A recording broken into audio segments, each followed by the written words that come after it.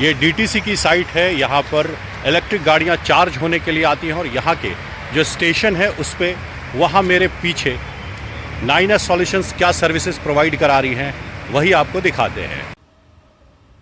इस वीडियो में आप स्पीड ब्रेकर इंस्टॉलेशन के साथ साथ 5 ऐसे टिप्स जानने वाले हैं, 5 ऐसे पॉइंट जानने वाले हैं जो कि कोई भी प्रोफेशनल कंपनी ही इन चीज़ों पर ध्यान दे सकती है और इन चीज़ों को एग्जीक्यूट कर सकती है।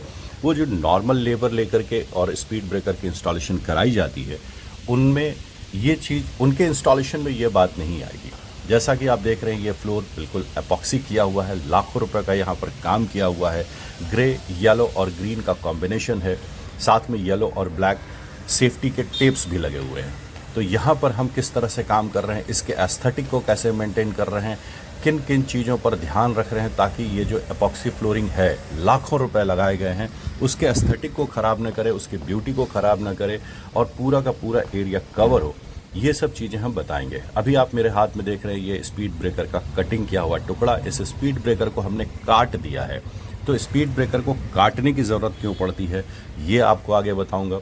अभी तक आपने स्पीड ब्रेकर को कट करके लगाने का नहीं देखा होगा। ये जैसे कटिंग की जा रही है ऐसे कटिंग करते हुए कभी नहीं देखा होगा। दूसरा आपको दिखाऊंगा कि अगर इंडोलेंस होता है फ्लोर में, ऊपर नीचे होता है फ्लोर 1-1.5-2 इंच भी अगर ऊपर नीचे है तो उस पर कैसे स्पीड ब्रेकर को इंस्टॉल करते हैं ताकि इंडोलेंस भी ढक जाए और स्पीड ब्रेकर भी प्रॉपर इंस्टॉल हो जाए।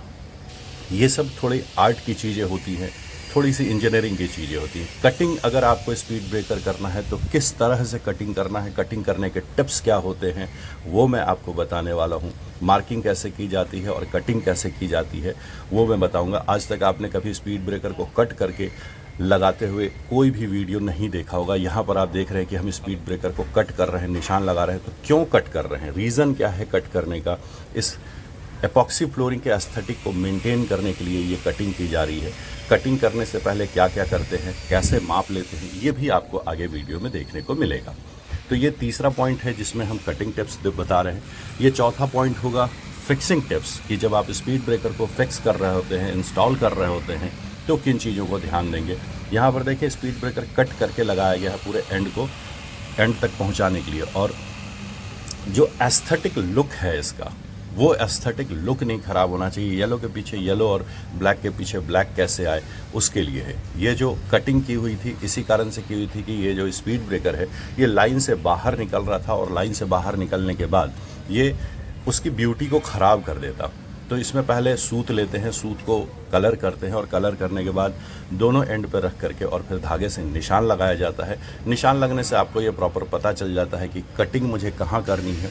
बिल्कुल स्ट्रेट लाइन में कटिंग होनी चाहिए, टेढ़ी मेढ़ी कटिंग नहीं होनी चाहिए। ऐसा बिल्कुल कटिंग करते वक्त थोड़े से स्किल्ड लोग की ज़रूरत होती है जो ये कटर मशीन चलाना जानते हैं, क्योंकि अगर टेढ़ा मेढ़ा अगर स्पीड ब्रेकर कटा तो आप समझे कि उसका लुक बिल्कुल ख़राब हो जाएगा।